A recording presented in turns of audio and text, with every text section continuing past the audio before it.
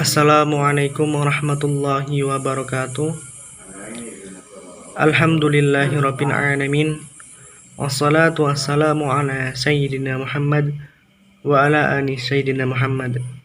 Yang terhormat Ibu Sinta Dewi Rismawati selaku pembimbing mata kuliah pengantar ilmu hukum dan teman-teman kelas HTNP yang kami cintai dan kami banggakan. Pada kesempatan kali ini kami dari kelompok 3 akan mempresentasikan mengenai aliran-aliran dalam ilmu hukum. Perkenalkan, nama saya Slamet Bejo, NIM 1521047. Kemudian Lilis Sakilah, NIM 1521048. Kemudian Najmatul Hidayah, NIM 1521049. Dan Dini Arzakiyah, NIM 1521050.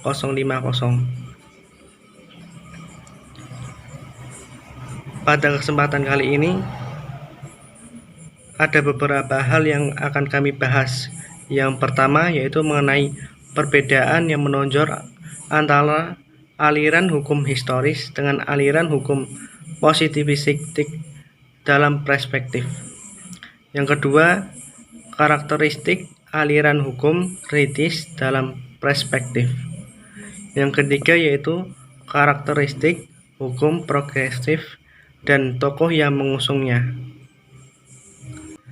Baik, kita langsung bahas saja mengenai 3 hal tersebut yang akan dijelaskan oleh Dini Arzakiyah, Lilis Sakila, dan Najmatul Hidayah.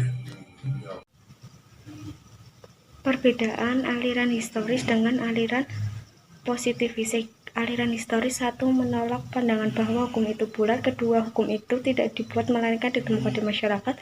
3, tidak percaya pada pembuatan perundang-undangan. Kemudian aliran positivistik, 1, pandangan tidak ada norma hukum di luar hukum positif. 2, sangat mengagungkan hukum yang ditulis. 3, persoalan masyarakat diatur dalam hukum tertulis. Karakteristik hukum kritis dan perspektif, yaitu ada 5 adalah: 1. Aliran ini mengkritik hukum yang berlaku yang nyatanya memihak ke politik dan sama sekali tidak netral. 2. Aliran ini mengkritik hukum yang syarat dan dominan dengan ideologi tertentu. 3. Aliran ini mempunyai komitmen yang besar terhadap kebebasan individual dengan batasan-batasan tertentu. 4. Ajaran hukum kritis kurang mempercayai bentuk-bentuk kebenaran yang abstrak dan pengetahuan yang benar-benar objektif. Oleh karena itu, ajaran hukum kritis menolak ajaran-ajaran dalam aliran positivisme hukum.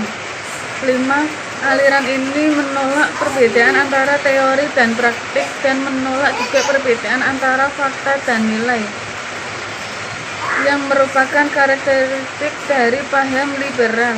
Dengan demikian, aliran hukum kritis menolak kemungkinan teori murni yang memiliki daya pengaruh terhadap transformasi sosial praktis. Karakteristik hukum progresif dan tokoh pengusungnya. Yang pertama, hukum progresif merupakan tipe hukum responsif sekaligus menolak otonomi hukum yang bersifat final dan tidak dapat diganggu-gugat.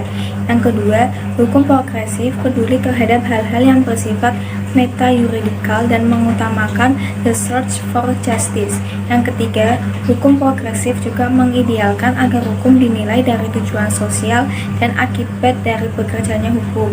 Yang keempat, hukum progresif menghadapkan mukanya kepada competence, adequacy, fact, action, and powers. Oleh sebab itu, hukum progresif ingin membongkar tradisi pembuatan putusan hakim atas dasar konstruksi semata.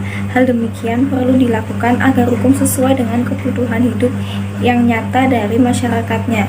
Kelima, hukum progresif mengandung substansi kritik terhadap pendidikan hukum, pembuatan, pelaksanaan, sampai dengan penegakan hukum. Yang keenam, hukum progresif menempatkan faktor manusia lebih penting dan berada di atas peraturan.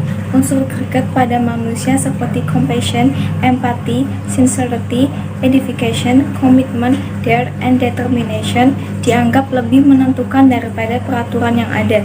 Berdasarkan pandangan demikian, maka hukum progresif sepakat dengan ungkapan berikan saya jaksa dan hakim yang baik, maka dengan peraturan yang buruk pun saya bisa membuat keputusan yang baik.